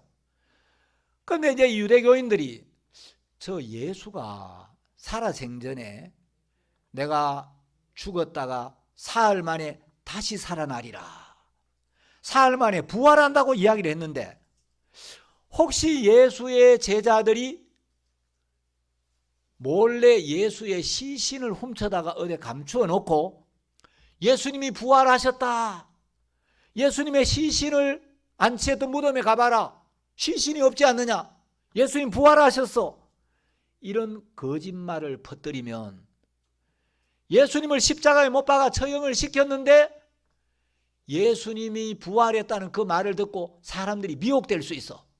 그러니까 군사들을 배치해가지고 제자들이 밤에 시체를 훔쳐가지 못하도록 이 예수님의 무덤을 든든히 지키게 하자. 그래가지고 이제 이 로마 시대는 이제 예수님 당시에는 24명의 군인들이 4명씩 조를 짜가지고 계속 교대로 이제 2시간씩 이제 근무를 쳐요. 그런데 예수님 돌아가시고 사흘째 되던 날 갑자기 막 큰 지진이 나고 예수님의 무덤 입구를 막았던 돌이 굴려져 있고 그 예수님 무덤 입구를 막았던 그 돌 위에 하늘에서 천사들이 내려와가지고 번갯빛 형상을 하고 있는데 갑자기 막 지진이 덜덜덜덜 막 큰 지진이 나고 무덤 문이 굴려져 있고 천사가 내려와가지고 그 돌문 위에 앉아 있는 걸 보고 이 예수님의 무덤을 지키던 군인들이 너무 두려워가지고 떨면서 죽은 자처럼 되었다고 성경에 기록이 되어 있어요. 자, 그러면 이 사람들은 예수님의 죽음과 부활을 직접 현장에서 보고 믿었어요, 안 믿었어요? 자, 이런 상황인데 예수님이 죽었다가 부활한 게 믿어지겠어요, 안 믿어지겠어요? 이해가 안 갑니까? 여러분 3일째 되던 날 갑자기 지진이 났어요. 큰 지진이, 성경이 큰 지진이니까 뭐 약간 창문이 덜덜 떠는 이 정도가 아니에요. 막 온 땅이 막 흔들리고 중심이 흔들리고, 그리고 보니까 예수님의 무덤 입구를 막았던 돌문이 굴려져 있고 예수님 무덤은 비어 있어요. 그리고 하늘에서 천사가 내려와 가지고 무덤 입구를 막았던 돌 위에 앉아 있는 모습을 이 군인들이 봤어요. 그럼 예수님이 정말 죽으셨고 부활하셨다는 게 믿어지겠어요? 안 믿어지겠어요? 믿어지죠. 이런 상황에서 예수님, 진짜 예수님 무덤이 비어있네? 예수님 부활하셨네? 그거 안 믿을 수가 없잖아요. 그런데 이 군인들은 구원을 받지는 못했어요. 예수님의 죽음과 부활을 현장에서 직접 보고 확실히 믿었는데 구원은 못 받은 거예요. 왜? 유대교인들이 이제 유대교 지도자들한테 가서 이야기를 했어요. 우리가 이런 일을 만났습니다. 그랬더니 유대교 지도자들이 쉿! 너희들 밖에 가서 절대 이야기를 퍼뜨리면 안 돼. 그리고 약속하지만 이거 필요한데 보태서라 그러면서 돈을 많이 주면서 입을 다물게 한 거예요. 그러니까 이 사람들 돈으로 매수를 해가지고 예수님의 부활을 분명히 보고 확실하게 믿었는데 입 다물어. 그리고 뒤에 문제가 생기면 우리가 책임을 져줄게. 그러면 예수님의 무덤을 지키던 군인들은 예수님의 죽음과 부활을 직접 보았고 믿었는데 돈을 먹고 입을 다문 거예요. 이 사람들은 구원을 못 받았어요. 그럼 여기 예수님의 죽음과 부활을 믿으면 구원 받는다고 되어 있잖아요. 근데 왜 못 받았죠? 자, 예수님의 죽음과 부활을 믿는다는 것은 죽었다가 부활한 사실만 믿는 걸 말하는 게 아니고 예수님의 죽음과 부활의 참 뜻을 깨닫고 마음에 받아들이는 걸 이야기해요. 예수님이 죽었다가 부활한 사실들은 천주교인도 믿고 장로교인도 믿고 감리교인도 믿고 다 믿어요. 그러나 예수님의 죽음과 부활의 진정한 의미와 그 능력을 깨닫고 마음으로 받아들이는 사람들은 거의 없어요. 제가 세계 유명한 장관들, 비숍들, 목사들 많이 만나봐요. 제가 미국에 가서 목회자들 모임을 하는데 명색이 목사님이고 신학 박사도 있고 이런 사람이 있는데 예수님의 부활의 의미 세 가지를 성경적으로 정확하게 이야기할 수 있는 분 이야기해 보세요. 엉뚱하니 그런 이야기 말고 성경에 있는 대로 성경적으로 예수님의 부활의 의미 세 가지가 뭐냐고 물으니까 목사님들이 거의 몰라요. 자, 여러분 이제 PPT는 계속 띄워놓으세요. 이 PPT 지우지 말고 계속 띄워주세요. 자, 성경은 우리에게 뭘 이야기하냐? 예수님이 죽었다가 부활하신 사실을 보고 확실하게 믿어도 죽음과 부활의 의미와 능력을 깨닫고 받아들이지 않으면 구원이 안 됩니다. 구원을 못 받아요. 그럼 예수님의 죽음과 부활의 진정한 의미는 뭐냐? 자, 3번에 보시면 예수님의 죽음과 부활을 마음에 믿으면 사람이 마음으로 믿어 어디에 이르고? 마음으로 믿어. 예수님의 죽음과 부활을 마음으로 믿으면 마음이 죄에서 해방되고 의에 이른다. 마음이 의인이라는 위치로 옮겨진다는 거예요. 그러니까 예수님의 죽음과 부활을 믿는다고 하지만 예수님이 죽었다가 부활한 사실은 알고 믿는데 그 부활의 의미를 깨닫지 못하면 마음이 죄에서 벗어나 의에 이르지는 않아요. 그럼 예수님의 죽음과 부활의 의미를 정확하게 깨닫고 받아들이면 저절로 마음이 죄에서 벗어나고 의에 딱 도달하게 돼 있어요. 그럼 예수님의 죽음과 부활의 의미가 뭐냐? 로마서 4장 25절에 기록이 되어 있습니다. 자, 성경 로마 4장 25절에 보시면 굉장히 중요한 말씀이에요. 이걸 제대로 알아야 됩니다. 예수는 우리 범죄함을 위하여 내어줌이 되고 또한 우리를 의롭다 하심을 위하여 살아나셨느니라. 자, 예수님은 왜 자신을 십자가에, 왜 자신을 죽음에 내어주셨느냐? 우리 범죄함을 인하여, 우리가 범한 죄의 심판을 받기 위하여, 우리가 범한 죄의 값을 지불하기 위하여. 예수님이 왜 부활하셨냐? 또한 우리를 의롭다 하심을 위하여 살아나셨느니라. 예수님의 부활은 우리를 의롭다고 하기 위하여, 의롭다는 건 죄가 없다, 깨끗하다, 거룩하다, 온전하다 이런 말이에요. 예수님 우리를 의롭다, 깨끗하다, 죄가 없다고 하기 위하여 부활하셨다는 거죠. 자, 이거 무슨 의미냐? 자, 앞에 다시 화면을 봐주세요. 홍길동이가 죄를 범했어요. 자, 여러분, 죄를 지었는데 빌면 죄가 없어집니까? 여러분, 제가 보니까 가져왔는 거 뭐예요? 한번 제가 전라도 여수에 살 때인데, 이제 우리가 광주 지역이었어요. 광주에 사역자 모임을 갔다가 밤에 늦게 오는데, 제가 수도권에 살다가 여수에 오니까, 이야, 이렇게 운전하기가 편한 도로가 있나? 서울은 막 복잡하게 이럴 데가 없는데 여수 쪽에 가니까 도로가 운전하기 너무 좋은 거예요. 그래 마치고 밤에 오는데 막 120, 130, 140 쫙 밟아도 차가 없어요. 밤 늦게니까. 그래서 제가 이제 사역자 모임 마치고 오니까 너무 도로가 좋았어요. 운전하기 기분이 좋아요. 제 아내한테 자랑을 했어. 여보, 봐 지금 막 140이다. 이야, 140으로 밟아도 막 차가 텅텅 비어있다. 이야, 확실히 우리가 구원받은 이 그리스도인들이 정말 이렇게 가니까 하나님이 막 길을 쫙쫙 열어줘가지고 이야, 오늘 운전하기 너무 좋네.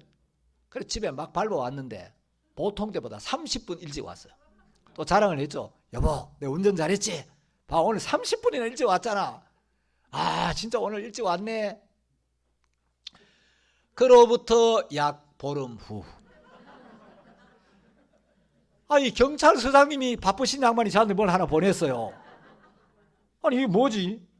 보니까 세상에 차 사진을 하나만 찍어도 되는데 막 석 장이나 찍어가지고, 그래가 보니까 차량 번호 13도 8526 위반 일시 2018년 얼마, 위반 내용 주정차법 위반, 벌금, 그리고 이제 과속, 기준 속도보다 도저히 공개할 수가 없어요. 이거 목사가 이렇게 하면 안 돼. 이거 목사가 이런 너무 오버해가지고 공개할 수 없는 속도로 달려가지고 과태료 5만 원을 내라 통지서가 온 거예요.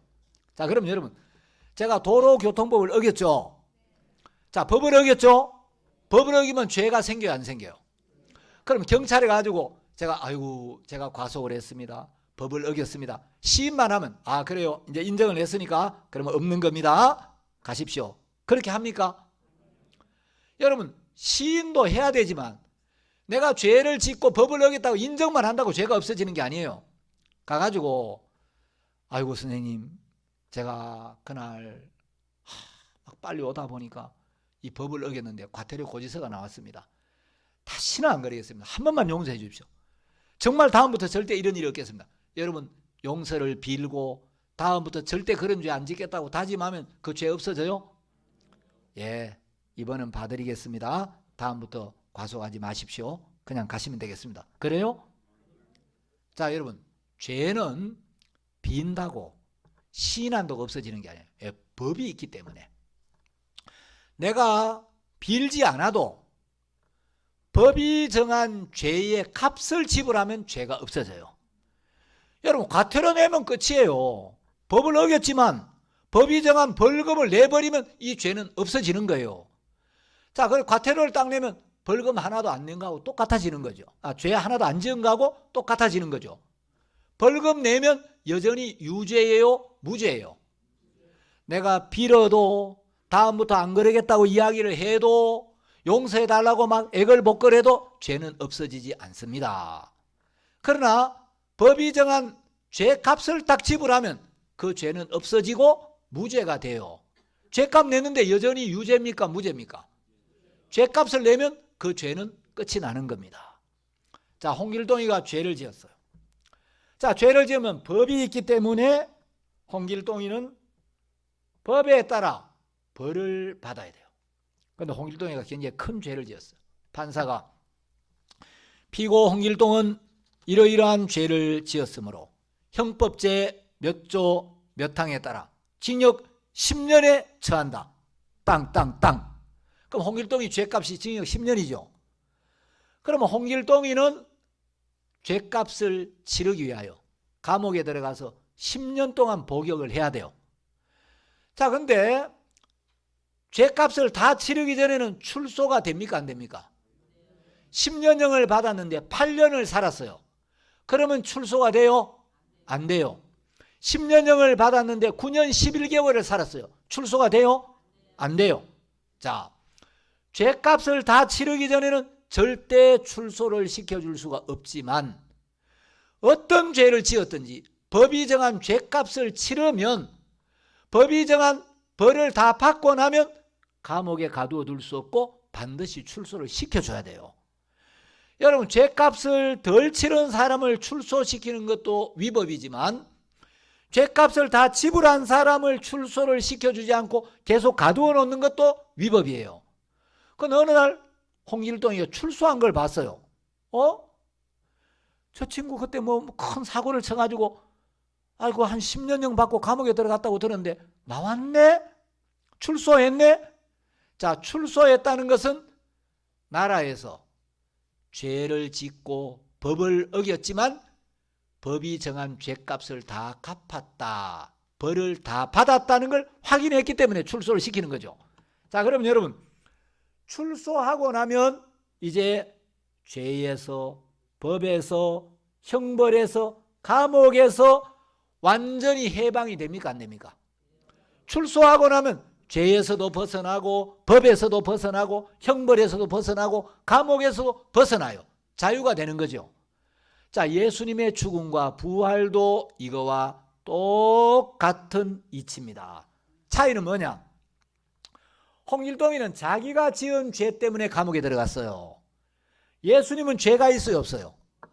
예수님은 아담의 후손이 아니에요. 여러분, 예수님은 동정녀 마리아의 배를 빌려서, 예수님은 배는 마리아의 배를 빌렸지만 씨는 아담의 씨에서 나오신 분이 아니고 하나님의 씨에서 나온 거예요. 그래서 예수님은 성령으로 잉태가 되신 거란 말이에요. 그 예수님의 아버지는 요셉이 아니에요. 예수님은 하나님의 아들이지 요셉의 아들이 아니란 말이에요. 자, 그래서 예수님이 죄 없는 몸으로 이 땅에 오셨습니다. 예수님이 오셨을 때 하나님은 그 예수님에게 인류의 모든 죄를 담당시키셨어요.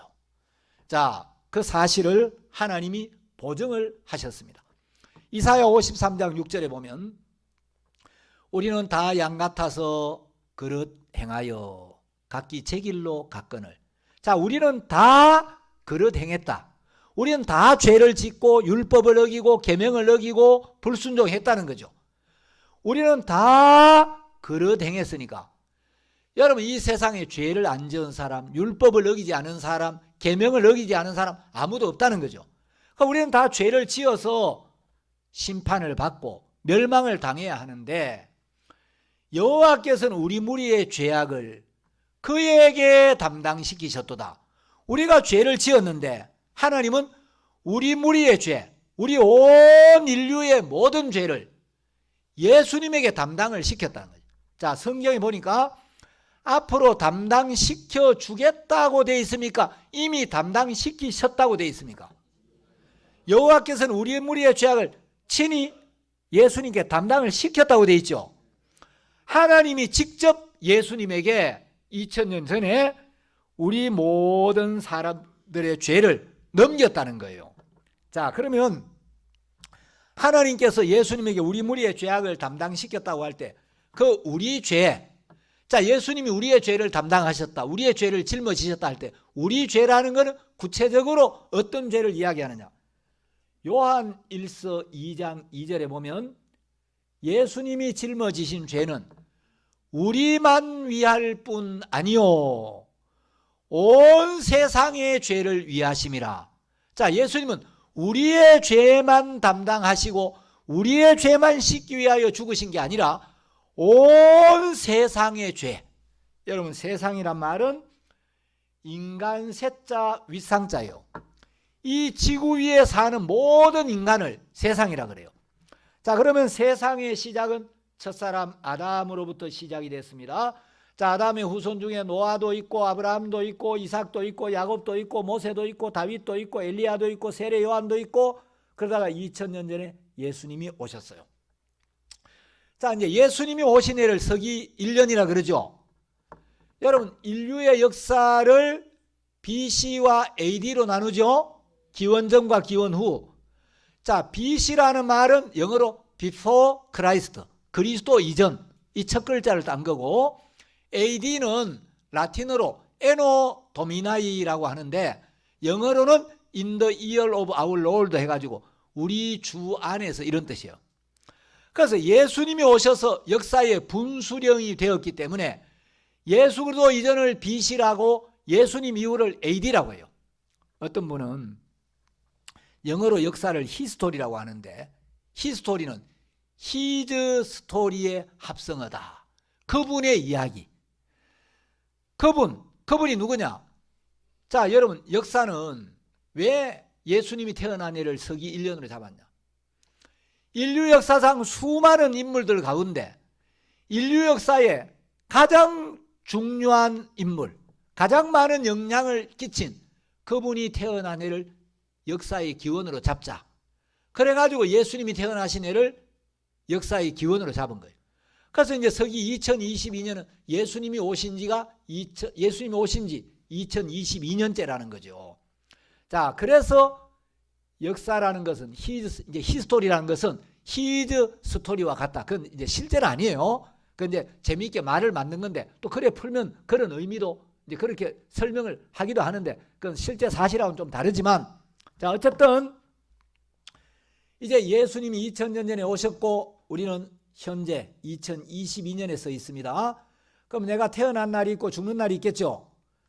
자, 그런데 성경은 명백하게 이야기를, 예수님은 내가 태어나서 과거에 지은 죄, 오늘 짓는 죄, 앞으로 죽을 때까지 지을 내 일생 동안의 죄만 위하여 죽으신 게 아니고, 예수님은 아담부터 이 세상 마지막 사람의 죄까지 지구 위에 사는 모든 인류의 죄를 담당하셨다.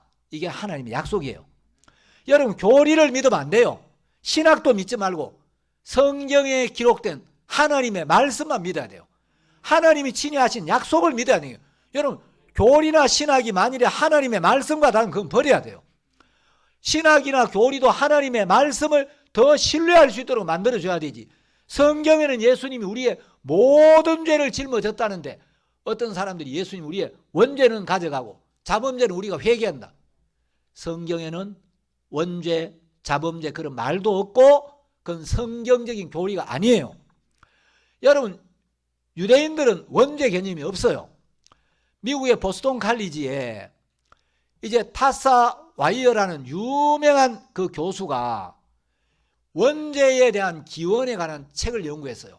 원죄는 이제 영어로 오리지널 신이라고 하는데, 원죄의 기원을 추적해 보니까 성경에는 원죄라는 말도 없고 사도들도 원죄라는 말을 만들질 않았어요. 여러분, 베드로나 야고보나 요한이 원죄라는 말 한 번도 한 적이 없어요. 초대 교회는 원죄 개념이 없었는데 5세기에 어거스틴이라는 신학자가 원죄 개념을 만들어 가지고 그 다음부터 이걸 계속 이제 원죄, 자범죄 나누어 온 거예요. 여러분, 성경은 어디를 보거나 예수님이 우리의 모든 죄를 담당하셨다, 모든 죄를 씻었다고 돼 있지, 원죄만 씻고 자범죄는 우리 보고 알아서 해라, 과거의 죄만 씻어주고 앞으로 지을 죄는 너희들이 해결해라, 절대 그런 말 없어요. 만일에 그런 기록을 성경에서 찾아가지고 저한테 가져오면 제가 100억 원을 드리기로 약속을 하겠습니다. 저는 성경을 아무리 못 읽어도 100번 이상은 읽었어요.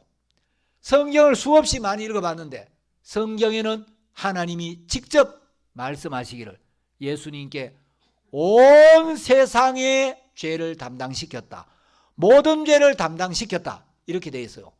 성경을 그대로 믿어야 합니다. 자, 그래서 이제 제가 다른 나라 성경도 찾아봤어요. 러시아 선교사들한테 러시아 성경이 어떻게 되어 있나, 프렌치 성경이 어떻게 되어 있나, 에스파뇰 성경이 어떻게 되어 있나. 영어 성경이나 불어 성경이나 에스파뇰 성경이나 러시아 성경이 전부 한국어 성경도 똑같이 for the sins of the whole world. 자, 예수님은 온 세상의 모든 죄를 담당하셨다. 우리말 성경에 이렇게 돼 있어요. 자, 영어도 이렇게 돼 있는데 중국어 성경에는 전 인류적 죄, 예수님은 전 인류의 죄를 담당하셨다. 어떤 번역본은 이렇게 번역이 돼 있고 어떤 번역본은 보천하인적 죄, 예수님이 천하에 있는 인간들의 죄를 담당하셨다. 여러분, 전 인류나 온 천하나 온 세상이나 다 같은 개념이죠. 여러분도 세상 안에 있죠? 여러분도 전 인류 속에 들어있죠? 자, 그래서 예수님은 온 세상 만민의 죄, 이걸 담당하신 거예요. 여러분이 마음으로 품은 죄, 생각으로 지은 죄, 행동으로 범한 죄, 몸으로 지은 죄, 과거에 지은 죄, 오늘 지은 죄뿐만 아니라 앞으로 살면서 죽는 날까지 지을 그 모든 죄를 하나님은 예수님께 담당을 시켰어요. 그래서 우리의 모든 죄가 예수님께 담당되었기 때문에 우리 모든 죄가 예수님께 담당된 그 다음 날 요한이 예수님을 이렇게 소개해요. 이튿날 우리의 모든 죄가 예수님께 넘어간 그 다음 날 요한이 예수께서 자기에게 나오심을 보고 가로되 보라, 세상 죄를 지고 가는 하나님의 어린 양이로다. 자, 예수님이 무슨 죄를 지고 가신다고요? 세상 죄. 그래서 예수님이 온 세상의 죄를 전부 지고 있기 때문에 예수님은 구주이기도 하지만 내 개인의 죄를 지고 가니까 나에게는 구주도 되지만 온 세상을 죄에서 구원하시기 때문에 구세주라고 하는 겁니다. 예수님이 세상 죄를 지지 않았다면 구세주가 될 수 없어요. 예수님이 온 세상 만민의 죄를 지고 성경에서 보라, 세상 죄를 지고 가는 하나님의 어린 양이로다. 자, 세례 요한이 예수님을 가리켜서 보라, 사람들에게, 이제 예수님이 지나가는데 사람들에게 보라, 누구를 보라는 거예요? 예수님을 보라, 예수님을 주목해. 그 예수님이 어떤 분이냐? 세상 죄를 지고 가는 하나님의 어린 양이로다. 왜 세례 요한이 보라라고 하느냐? 여러분, 사람들이 뭘 보든지 보고 있습니까? 안 보고 있습니까? 뭘 보든지 다 나름대로 뭘 보고 있죠. 그런데 왜 세례 요한이 보라, 세상 죄를 지고 가는 하나님의 어린 양을 보라, 이렇게 이야기하냐? 예수 그리스도를 바라봐야 되는데, 온 세상 죄를 지고 있는 예수님을 주목해야 되는데 예수님이 아닌 딴 걸 보고 있단 말이에요. 마음이, 눈이 딴 데가 있다. 죄를 짓는 자기 모습을 보고, 자기 형편을 보고, 자기 행위를 보고, 너 자신을 보지 마. 네 모습 보지 마. 예수를 봐. 예수를 보면 예수님이 네 죄를 다 지고 있어. 하나님이 너의 모든 죄를 예수님께 넘겼고 예수님이 그 죄를 지고 가는 거야. 예수님을 보면 죄가 너한테 있지 않고 예수님의 등에 있어. 예수님이 지고 가. 그래서 예수님은 세상 죄를 지고, 그 죄의 삭시 뭡니까? 그 죄의 삭시 사망이니까 예수님이 우리 죄값을 지불해야 우리 죄가 없어지죠. 교통법규를 어겼으면 과태료를 내야 돼요. 과태료 내면 죄값이 지불되고 죄값을 지불하면 죄는 없어지는 거예요.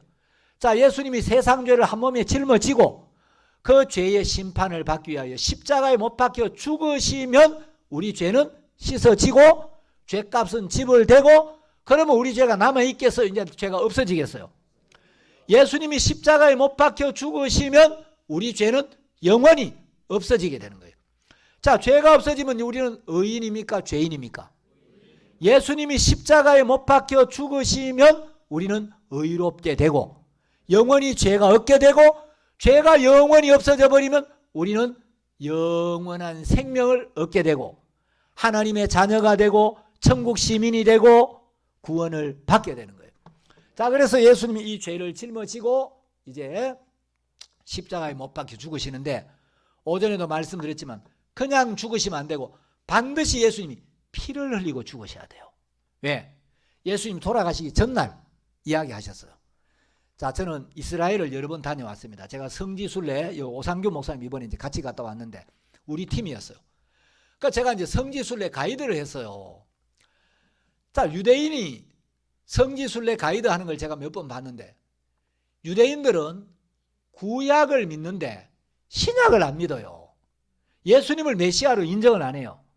그러니까 구약은 잘 설명을 하는데 신약은 영 깡통이라 유대인들이 가이드를 하니까 아이고 답답해가 미치겠네. 그래서 제가 이제 이번에 다음에 가면 내가 가이드를 하면 해야 되겠다. 그래가 이제 지난번에 갔는데 성지순례를 하는데 유대인들이 막 뭐라고 이야기하는데 한국에서 따라가는 성지순례 팀이 제가 잠깐 설명을 했더니 목사님 유대인 그 비키라 하고 목사님이 하세요. 목사님이 하는 게 100배 낫습니다. 목사님이 하니까 속속 들어오는데 이거 유대인이 이야기하니까 막 영양가 없는 이야기 한다고. 그래서 제가 이번에는 가이드 아예 빠져. 가이드 이름이 아브라함이에요. 그래 아브라함인데 내가 대신 하겠다고. 그래서 차 타고 다니면서 제가 이제 계속 가이드를 했는데 이번에 겟세마네를 갔어요. 감람산에 이제 예수님이 돌아가시기 전날 막 피가 땀이 되도록 기도하셨던 그 감람산이 이제 그 겟세마네가 있는데 예수님이 돌아가시기 전날 이렇게 말씀하셨어요. 이것은 죄 사함을 얻게 하려고 많은 사람을 위하여 흘리는 바 나의 피 곧 언약의 피니라. 언약의 피라는 말은 약속이 있는 피라는 거죠. 이 피에 대한 하나님의 약속이 있다는 거예요. 어떤 약속이 있느냐? 죄 사함을 얻게 하려고 많은 사람을 위하여 흘리는 피다.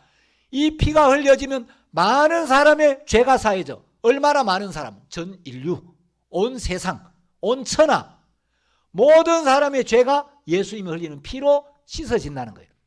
그래서 예수님은 우리 죄를 짊어지고 십자가에 못 박힙니다. 십자가에 달려서 6시간 동안 채찍에 맞으시고 머리에 가시관을 쓰시고 피를 흘리고 돌아가셨어요. 자, 예수님이 돌아가시면서 이제 마지막으로 다 이루었다. 다 이루었다는 뭐예요? AS 기사가 차술이 끝났습니다. 다 고쳤습니다. 예수님이 다 이루었다는 건 우리의 모든 죄가 씻어졌습니다. 우리 온 인류의 모든 죄가 영원히 사해졌습니다. 온 인류에 대한 심판이 끝이 났습니다. 그게 다 이루었다는 말의 뜻이에요. 자, 예수님이 십자가에서 우리의 모든 죄를 씻으시고 히브리서 9장 12절은 이렇게 이야기를 합니다. 염소와 송아지의 피로 아니하고 오직 자기 피로 영원한 속죄를 이루사 단번에 성소에 들어가셨느니라. 자, 여기 오직 자기 피로 뭘로요?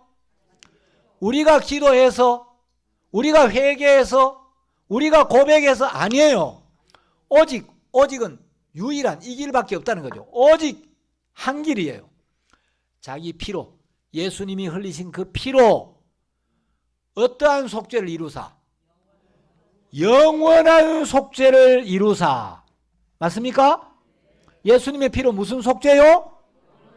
영원한 속죄? 아닌데. 오직 자기 피로 무슨 속죄를? 영원한 속죄요? 아니잖아요. 오직 자기 피로. 자, 이건 영원한 속죄가 아니고 성경에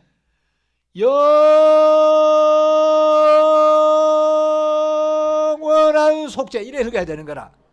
자, 영원이란 건 천년도 아니고 만년도 아니고 끝이 없는 게 영원이에요. 예수님이 흘리신 피로 우리의 모든 죄를 영원토록 씻어 주셨다. 하나님은 절대 거짓말하지 않아요. 만일에 우리가 이 말씀을 믿고 하나님 앞에 갔는데 하나님 딴소리하면 이 사기꾼 당신 하나님이 아니야 비켜. 그럼 되겠죠. 하나님이 거짓말할 수 있습니까? 자, 히브리서 6장을 한번 펴보겠습니다. 히브리서 6장 18절에 보면 하나님이 절대 못하는 게 있어요. 하나님은 무에서 유도 창조하시고 죽은 자도 살리시고 자식이 없는 아브라함에게 자식도 주시고 귀신도 쫓아내시고 병든 자도 고치시고 하나님 모든 걸 할 수 있는데 인간도 할 수 있는 걸 하나님이 못하는 게 있어요. 사람은 잘하는데 하나님이 영 못하는 거. 히브리서 6장 18절에 이는 하나님이 거짓말을 하실 수 없는 이 두 가지 변치 못할 사실을, 하나님은 거짓말할 수 있습니까? 거짓말 절대 못합니까? 하나님 거짓말 못한다 그랬죠? 하나님이 절대로 거짓말을 못하시는데, 거짓말하지 못하시는 하나님이 예수님의 피로 영원한 속죄를 이루셨다고 약속을 하셨으면 우리 죄가 영원토록 씻어진 게 맞습니까? 안 맞습니까? 자, 우리 죄가 영원히 사해졌습니다. 그래서 영원한 속죄를 위해서 단번에 성소에 들어가셨네요. 단번은 두 번이 필요 없다. 한 번만에 십자가에 흘린 피로 한 번만에 우리 죄를 영원토록 씻어버려야, 그 정도 능력이 있어야 전능하신 하나님이라고 우리의 찬양을 받기에 합당한 거예요. 뭐 죄를 좀 씻어주고 뭐 덜 씻어가 또 씻고 또 씻고 또 씻고, 그건 전능이 아니에요. 그래서 예수님의 피로 우리의 죄를 단번에 영원히 씻어주신 거예요. 죄가 영원히 씻어졌으니까 죄를 따라오던 사망과 저주도 영원히 떠나간 겁니다. 죄가 영원히 없어졌으니까 사망이 영원히 떠나가고 멸망이 떠나가고 저주가 떠나가고 우리는 영생이 오게 되었고 구원을 받게 되는 거예요. 이 약속을 믿는 순간 내 영혼은 구원을 받는 겁니다. 자, 그래서 이제 마르틴 루터는 이런 이야기를 했어요. 시간이 없으니까 넘어가겠습니다. 자, 여기가 예수님이 실제로 십자가에 못 박혀 돌아가셨던 골고다 언덕의 1930년대 모습입니다. 옛날 골고다 언덕이 이렇게 생겼어요. 전 여기 이제 3번을 다녀왔는데, 자, 골고다란 말은 해골이란 뜻이죠. 자, 여기 보면 요 두 눈, 요 해골 바가지 눈 뻥뻥 뚫리고 콧구멍 뚫린 것처럼 보이죠. 요게 실제 지금 이스라엘이에요. 이스라엘은 골고다 언덕이에요. 여기는 지금 아랍 사람의, 요 골고다 언덕 바로 앞에는 아랍 사람의 버스 정류장을 만들어놨어. 이 무식한 사람들이 예수님이 십자가에 못 박힌 거기를 좀 거룩하게 잘 만들어가 멋지게 해놓으면 될 건데, 거기다가 버스 정류장을 만들어놨어요. 그래가지고 이제 제가 사진을 찍어 왔는데, 제가 한 번은 올 봄에 이제 이스라엘의 성지순례 가이드를 갔어요. 비가 왔어요. 그러나 막 예루살렘 눈이 잘 안 오는데, 눈이 오는데 눈비가 왔어요.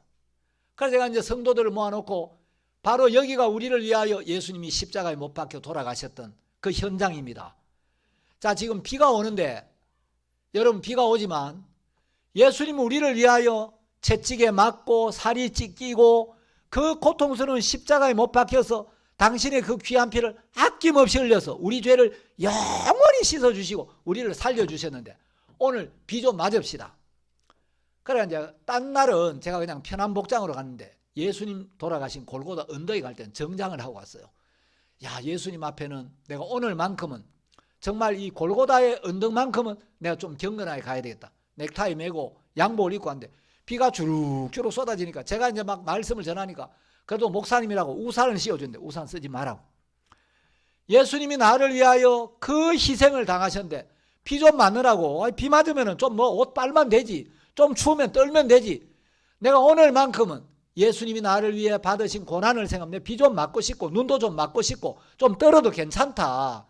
뭐 오늘 설명하다가 내가 좀 감기 좀 걸리면 걸리지, 오늘 우산 씌우지 말라고. 성경도 막 비에 젖고 그랬는데, 여러분 예수님이 우리를 위하여 어떤 고난을 받으셨는가.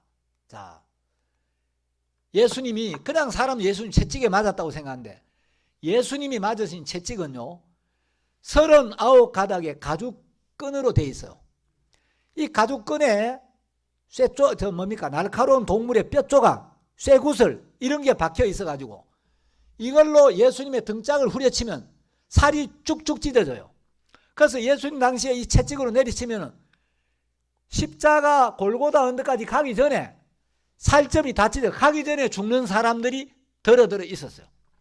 그래서 예수님이 이런 채찍에 맞으면서, 이제 이스라엘에 가면 비아 돌로로사라 그래가 라틴 말로 슬픔의 길, 고난의 길이라는 데인데, 예수님이 본디오 빌라도의 법정에서 재판을 받고 골고다까지 가는 그 한 1km쯤 되는 길이 있는데, 예수님이 이런 채찍에 39가닥의 채찍에 맞고 그래가 예수님 막 살이 찢어지고 그 십자가를 메고 갔는데 그 십자가를 메고 갈 힘이 없어가 가다가 쓰러지고, 그러니까 그 십자가를 구레네 시몬에게 맡겨가지고 시몬이 대신 지고 간 거예요.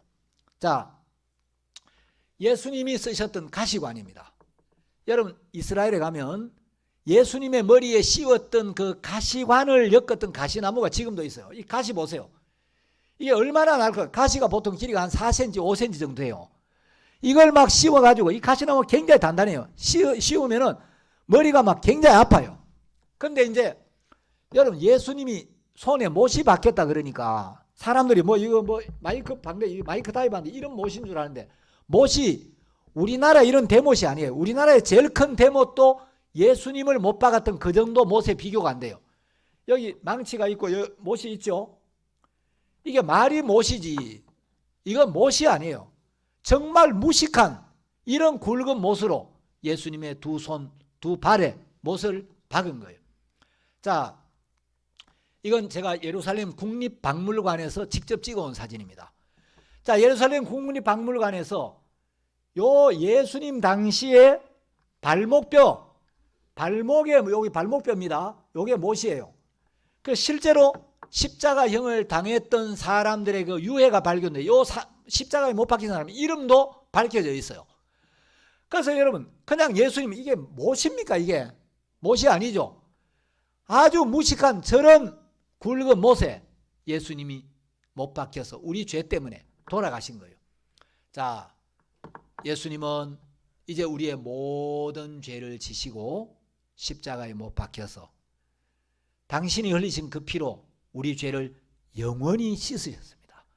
자, 그리고 하나님이 약속하시기를 이제 히브리서 10장 18절에서 또 저희 죄와 저희 불법을 내가 다시 기억지 아니하리라 하셨으니 이것을 사하셨은즉 다시 죄를 위하여 제사드릴 것이 없느니라. 자, 우리 죄를 씻어놓고 이건 영원히 변치 않는 하나님의 약속이에요. 성경 많이 알아야 되는 게 아니에요. 여러분, 교회 10년 다니고 20년 다니고 뭐 집사가 되고 장로가 되고 목사가 돼도 성경 얼렁뚱땅 대충 알면 여러분 하나님 앞에서 멸망해요. 하나님, 저는 성경 다 모릅니다. 근데 한 가지 제가 확실한, 하나님은 살아계시고 성경은 변치 않는 하나님의 말씀이며 하나님은 절대로 거짓말하지 않는 분인 걸 제가 믿습니다. 그런데 성경에 보니까 하나님이 우리 죄를 예수님의 피로 영원히 씻어 주셨을 뿐만 아니라 히브리서 10장 17절에 예수님이 십자가에 돌아가신 그날 후로는 저희 죄와 저희 불법을 내가 다시 기억지 아니하리라. 하나님이 우리 죄를 다시는 기억지도 않겠다고 약속을 하셨대요. 저 머리가 나빠가 성경 다 못 외웠는데 하나님, 제가 이거 하나 확실히 외워왔습니다.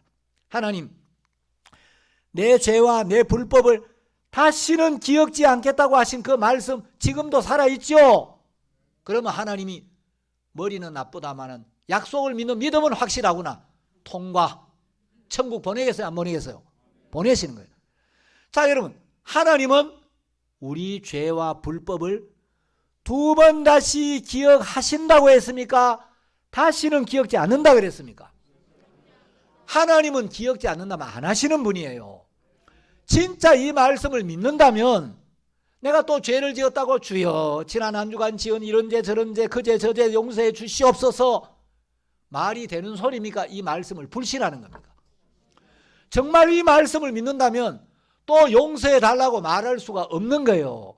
하나님, 나 이렇게 죄를 짓고 악한 인간인데 이런 죄까지 예수님의 피로 씻어 주셔서 내가 하나님 앞에 의롭게 되고 그 보혈의 능력을 믿는 믿음으로 담대히 나갈 수 있게 하신 은혜를 감사합니다.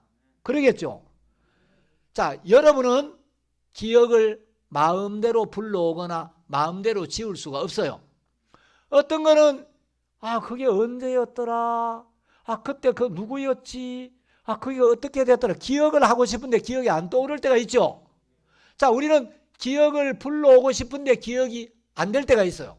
또 어떤 거는 기억조차 하기 싫은데 기억이 나는 게 있어요.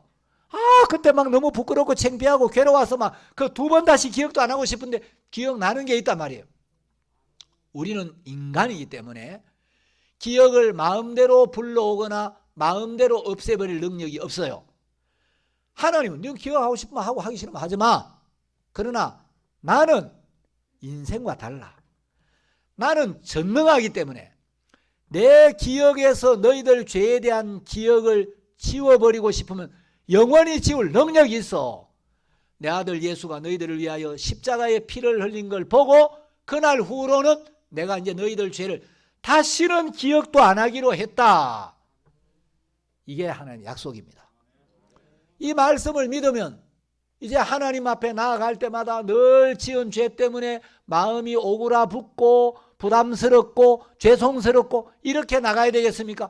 예수님의 피를 찬양하면서 하나님 앞에 약속을 믿는 믿음으로 담대하게 기쁘게 감사하게 나가야 하겠습니까? 후자지요. 이게 복음이 얼마나 감사합니까? 자, 골고다 언덕 바로 옆에 가면 실제 예수님이 묻혔던 무덤이 있어요. 이 무덤의 이름이 가든 툼이에요. 자, 가든이라면 정원이란 뜻이죠. 툼은 무덤이에요. 보니까 입구가 정원처럼 생겼어요, 안 생겼어요? 정원 무덤이란 말이에요. 자, 똑 들어가는 입구가 정원처럼 생겼는데 이 가든 툼에 가면은 자, 이게 실제 예수님이 묻히셨던 그 무덤입니다. 자, 세상에 많은 무덤이 있어요. 공동묘지에 가면 많은 무덤이 있죠. 사우디아라비아에 가면 마호메트 무덤이 있고 중국 산동성에 가면 공자님의 무덤이 있어요. 제 고향에 가면 우리 할아버지들 무덤이 있어요. 그런데 예수님의 무덤은 세상의 다른 무덤과 차이가 하나 있어요. 무덤이 비어 있다는 겁니다. 왜? 예수님은 십자가에 묻히시고 사흘 만에, 자, 여기가 실제 예수님 묻히셨던 그 돌무덤입니다. 자, 예수님은 이 차디찬 돌무덤에 3일 동안 계시다가 사흘 만에 무덤 문을 여시고 부활하셨어요. 자, 아까 맨 처음에 우리가 구원을 받으려면 예수님의 죽음과 부활을 믿어야 된다 그랬죠. 자, 부활의 의미 세 가지 이야기했죠. 예수는 우리 범죄함을 위하여 내어줌이 되고 우리가 범한 죄의 값을 지불하기 위하여 당신을 죽음에 십자가에 내어주셨고 또한 우리를 의롭다 하심을 위하여 살아나셨다. 자, 예수님의 부활의 의미 이거 꼭 기억해야 돼요. 중요한 거예요. 여러분 교회 다니는 사람 많아요.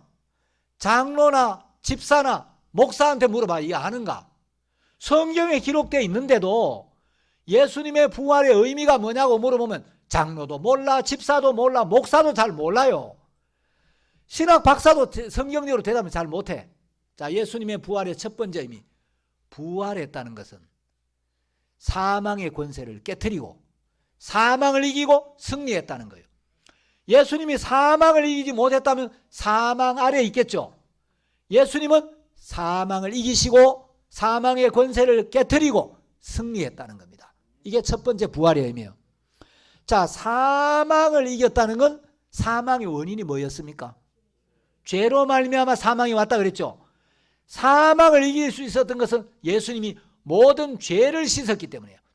우리의 모든 죄를 완벽하게 영원히 남김없이 확실하게 씻었기 때문에 예수님은 부활할 수가 있었다는 거예요. 부활의 세 번째 의미는 아까 로마서 4장 25절에서 예수는 우리를 의롭다 하심을 위하여 부활하셨다 그랬죠. 자, 예수님이 부활하셨다는 건 이제 모든 죄가 완벽하게 확실하게 씻어졌다. 이제 더 이상 죄가 없다는 겁니다. 자, 그래서 부활의 세 번째 의미는 이제 예수님의 은혜로 예수님의 공로로 내가 영원히 의롭게 되었다. 하나님 앞에 깨끗하게 되었고 죄가 없게 되었다. 여러분, 하나님이 우리 죄와 불법을 다시는 기억지 않는다. 얼마나 감사한 일입니까? 이제 얼마나 하나님 앞에 평안해요. 자, 그래서 뒤에 이제 설명할 게 많은데 시간 관계상 저도 오늘은 또 집에 가야 되니까, 자, 여러분 이제 구원을 받았는가 안 받았는가 확인해 보겠습니다. 말씀에서 자, 예수를 주로 시인하고 예수님의 죽음과 부활을 마음에 믿으면 구원을 받는다 그랬죠. 자, 그러면 죽음과 부활의 참 뜻을 정확하게 깨닫고 받아들이면 3번 사람이 마음으로 믿어 의에 이르고, 예수님의 죽음과 부활을 마음으로 믿으면 마음이 죄에서 해방되고 의에 이른다는 거예요. 마음이 의인의 위치에 딱 도달한 거예요. 아, 내가 이제 죄인이 아니구나. 내가 의인이 됐구나. 그게 예수님의 죽음과 부활의 진정한 의미를 마음으로 믿은 결과예요. 예수님이 내 죄를 다 씻었다는 걸 마음으로 믿으면 당연히 나는 이제 죄인이 아니고 예수님의 은혜로 의인이 됐구나. 그 믿음이 오겠죠. 자, 예수님은 홍길동이는 자기 죄 때문에 감옥에 들어갔습니다. 예수님은 죄가 없는데 우리가 지은 죄 때문에 심판을 받고 십자가에 죽고 사흘 동안 무덤에 계셨어요. 사망의 세계 속에. 그리고 예수님은 사흘 만에 부활하셨습니다. 자, 부활은 출소와 같은 의미예요. 죄값을 다 갚아야 출소를 시켜주죠. 예수님이 온 인류의 모든 죄를 지고 십자가에 죽고 사흘 동안 무덤에 들어가셨는데 온 인류의 모든 죄 중에 한 사람의 한 가지 죄라도 해결하지 못했다면 부활할 수 있습니까? 없습니까? 10년형을 받았는데 9년 11개월을 살아도 출소를 못 시켜줘요. 법이 정한 형기가 만료가 돼야 출소가 되는 거예요. 예수님이 우리 죄를 짊어지고 십자가에 못 박혀 죽으시면서 우리 죄를, 세상 만민의 죄를 한 사람의 한 가지 죄도 남김없이 완벽하게 씻었기 때문에 예수님은 부활하신 겁니다. 자, 그러면 예수님의 부활 이후로는 우리 죄가 있을 수 있습니까? 없습니까? 없어요. 자, 예수님 우리 죄를 다 씻어 놓고 이 사실을 깨닫고 이 약속을 믿는 모든 사람은 영생을 얻고 천국을 가고, 죄를 다 씻어 놓고 죄가 없다, 넌 죄인이 아니고 의인이야, 이렇게 이야기를 하는데도 하나님의 아들이 생명을 버려서 우리 죄를 씻어 놓았는데도 죽을 때까지 이걸 안 믿고 그래도 나는 죄인입니다. 그럼 너는 할 수 없다, 지옥. 여러분, 죄가 있어 지옥 가는 게 아니고 예수님 죄를 다 씻어 놓고 이 복음을 믿기만 하면 영생을 얻고 구원을 받고 천국을 간다고 하는데 죽을 때까지 이걸 안 믿는 거예요. 그래서 지옥을 가는 겁니다. 자, 여러분, 우리가 태어나기도 전에 우리가 알든지 모르든지 예수님은 우리의 죄를 지고 십자가에 못 박혔고 이미 피를 흘렸고 이미 우리 죄를 씻어 주셨습니다. 그리고 성경은 우리를 의롭다고 말씀하십니다.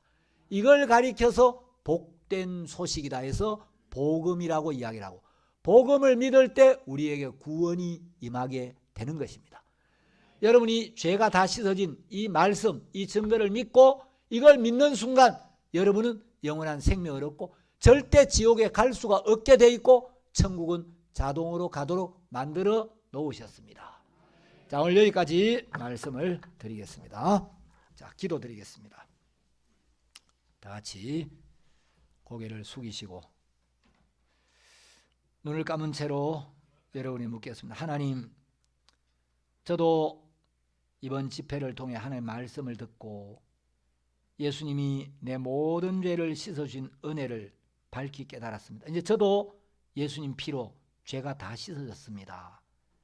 나를 위하여 그 고난을 받으시고 귀한 피를 흘려서 내 영혼을 깨끗게 하신 하나님 고맙습니다. 그런 마음으로 하나님 앞에 감사한 마음, 이 또 죄가 씻어졌다는 믿음이 오신 분은 오른손을 들어서 하나님 앞에 영광을 한번 돌려주시기 바랍니다. 하나님 그 손을 복되게 하실 줄 믿습니다. 감사합니다.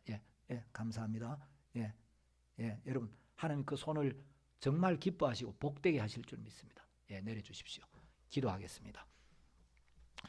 하나님 아버지, 감사합니다. 언젠가 우리 한번 다 죽음 앞에 서야 하고 하나님 심판대 앞에 서야 하는데 우리가 늘 죄 때문에 마음에 거리낌이 있고 마음이 무겁고 하나님 앞에 나갈 때마다 마음이 짐이 되곤 했는데, 주님, 수고하고 무거운 짐진 자들이 주님 앞에 나오면 다 쉬게 해주겠다는 약속대로 정확한 말씀 앞에 나오면 우리 마음에 죄의 짐이 벗어지고 쉼이 오게 되어 있는데, 또 주님께서 요한복음 8장 32절에 진리를 알지니 진리가 너희를 자유케 하리라 하고 말씀하셨습니다. 이 진리를 정확하게 알면 진리가 우리를 죄에서, 죽음에서, 모든 두려움에서, 자유케 하고 이제 내가 하나님의 자녀가 되었구나. 이제 내가 구원을 받아서 하나님을 참 아버지로 모실 수가 있고 내가 하나님의 영광스러운 자녀가 되었구나. 이제는 하나님이 하늘에 속한 모든 권세와 능력으로 내 인생을 복되게 하셔서 영광을 받으시겠구나. 이런 믿음을 우리에게 주셔서 감사하고 이번 집회에 오늘 저녁 손을 드신 분들 하나님 이분들을 위하여 이번 집회를 허락해 주셨고 여러분들이 이 말씀을 듣고 죄사함을 받게 된 걸 감사합니다. 이분들 남은 삶을 마음껏 축복해 주시고 아버지께서 영광을 받으시게 되기를 바랍니다. 살아계신 예수님의 이름으로 기도드렸습니다. 아멘.